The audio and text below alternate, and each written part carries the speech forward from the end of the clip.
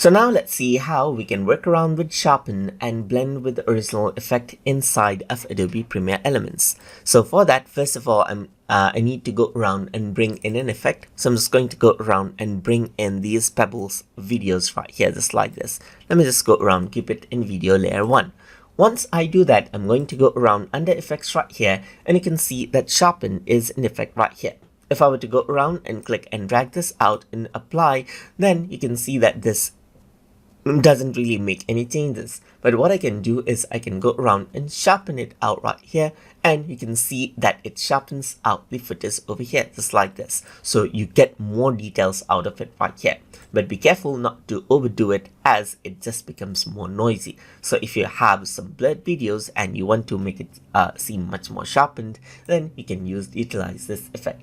So if I were to go around over here, then this is sharpened, as you can see right here. So let me just go around onto channel now. And on channel, you can see that blend with original is an effect. So let me just go around and keep that in right here.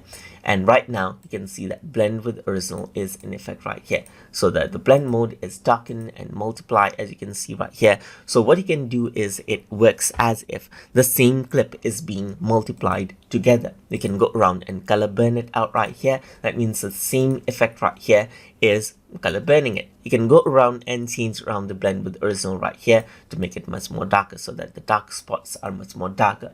Similarly for lighten, what happens is that the opposite happens. So you can blend with original right here just like this and make the make the footage much more lighter. You can overlay it out, you can go around and then difference it out, and what happens is that it is doing it with the same footage right here. And that is how you can utilize the blend with the original effect. So that is how you can utilize both the Sharpen and Blend with the original effect inside of Adobe Premiere Elements. So I hope you guys learned something as always. And as always, please like, comment, share, and subscribe.